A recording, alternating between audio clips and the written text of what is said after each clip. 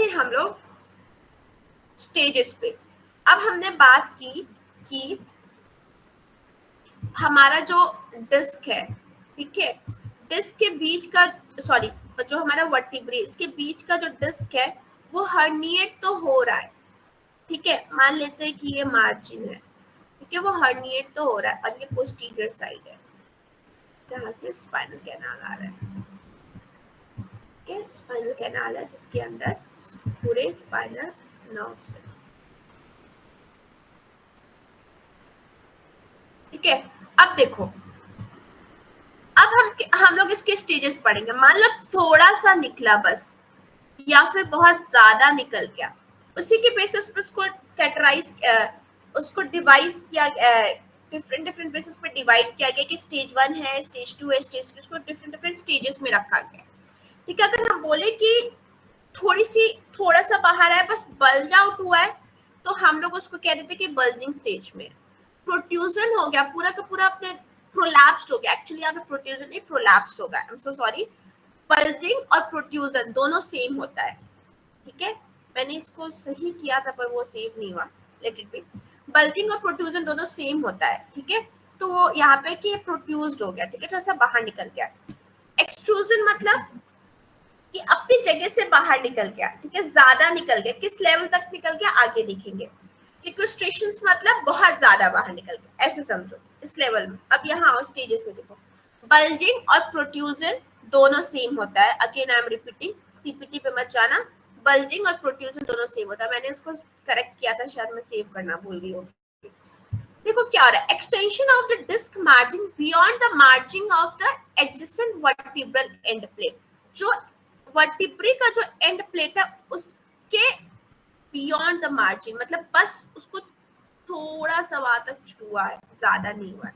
एक मैंने image add की होगी, सी दिस, ये डी जनरेशन है, डिस्क में डी जनरेशन आया, दिखा, और ये थोड़ा सा बल्जिंग हो गया है, और ये पूरा का पूरा हर्निएट हो गया है, और ये डिस्क जो है थिक हो गई है किसी और डिजेंरेटिव कंडीशन की वजह से। और इसमें साथ साथ बोन्स, देखो ऑस्टियोपोरोसिस भी दिख रहा है बोन में, दिख रहा है। यहाँ पे बोन एकदम वेल डिफाइंड मार्जिन है, यहाँ पे मार्जिन देखो वेल डिफाइंड नहीं है, दिख रहा है ये मार्जिन, देखो दिखा, वही चीज।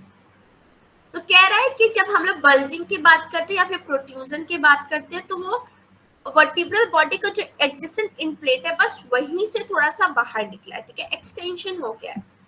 प्रोट्रूजन की बात करते थोड़ा सा प्रोट्रूड आउट हो गया है, ठीक है, मतलब बाहर आ गया है। एज यू कैन सी, देखो रेड कलर का दिख रहा है, ये थोड़ा उसको रेडिश कर दिया है, ये प्रोट्रूजन है।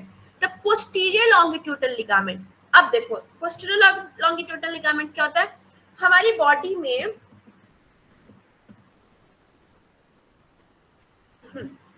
अगर हम ये बात करें पोस्टीरियर साइड है, ठीक है, तो यहाँ पे इस इमेज में दिखेगा आप लोगों को, ये पोस्टीरियर लॉन्गिट्यूडनल लिगामेंट, ये ठीक है, देखो यहाँ पे लिखा भी है, चलो लिखा भी, ये पोस्टीरियर लॉन्गिट्यूडनल लिगामेंट है।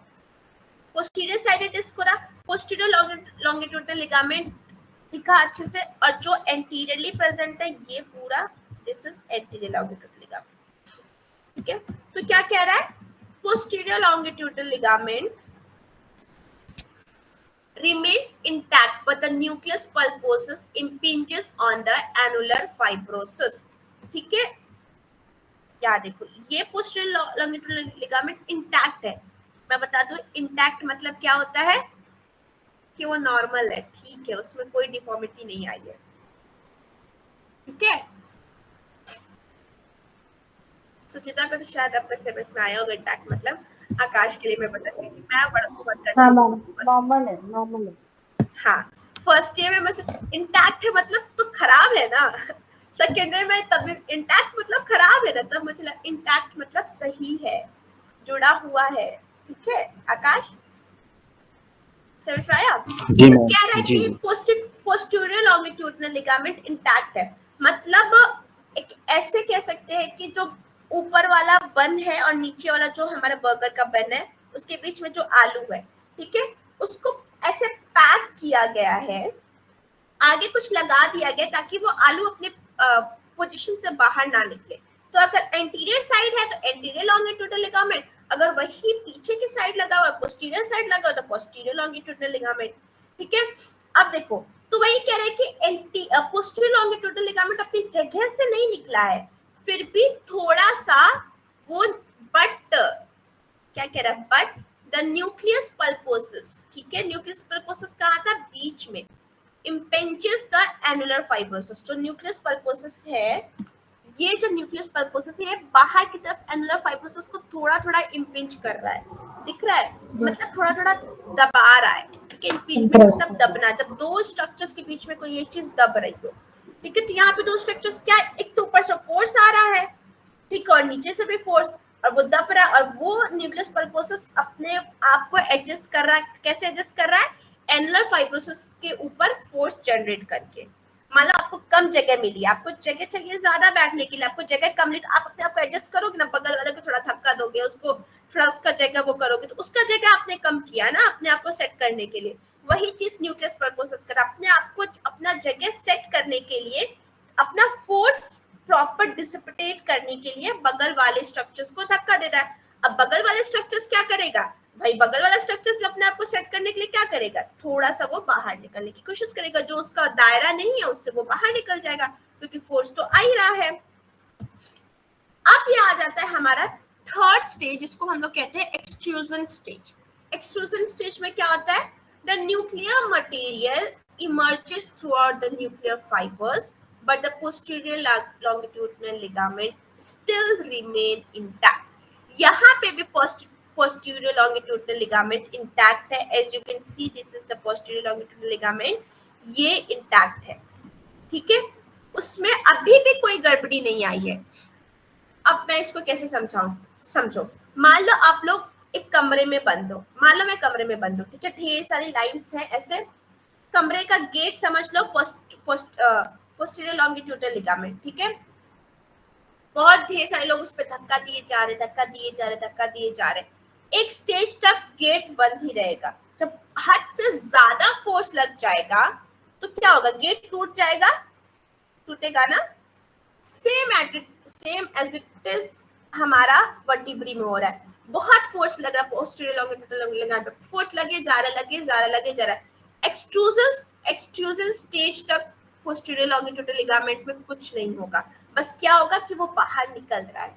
ठीक है, बस जो हमारा एनुलर फाइब्रोसिस है वो अपने पोजीशन से बाहर निकले जा रहा है। बट जब फाइनल हम लोग आते हैं किस पे, सिक्वेस्ट्रेशन स्टेज पे, तो यहाँ पे क्या हो रहा है, see the magic, posterior longitudinal ligament का जाओ, बहुत हुआ, अब तुम लोग सुधरोगे नहीं, posterior longitudinal ligament is disturbed. क्या हो गया, वो डिस्टर्ब हो गया, देखो यहाँ पे दिख रहा है, डिस्टर्ब हो गया, दिखा, गेट टूट गया। अब ये बन गया सीवियर केस।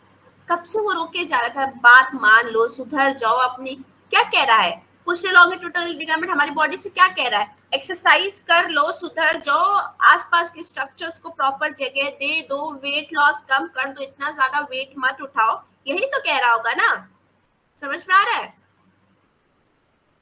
बाकी स्ट्रक्चर से पोस्टीरियर लॉन्गिट्यूडिनल में यही कह रहा होगा, जब उसने कहा कि तुम लोग सुधरोगे नहीं, हद हो गई, तुम लोग फोर्स पे फोर्स दिए जा रहे हो, फोर्स पे फोर्स दिए जा रहे हो, मैं कितना झेलूंगा, एक लिमिट तक वो झेल सकता है।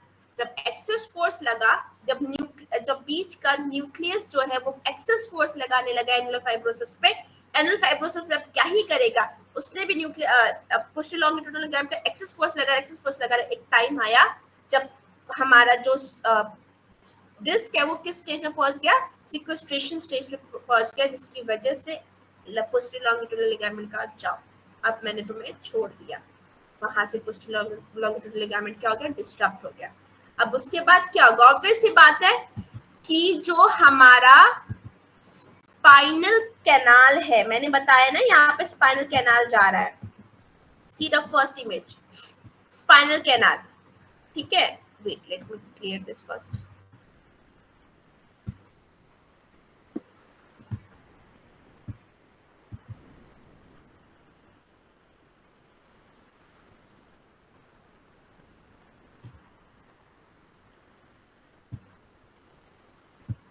सी, ये हमारा स्पाइनल कैनाल है, ठीक है, और ये पोस्टीरियर लॉन्गिट्यूडिनल लिगामेंट है।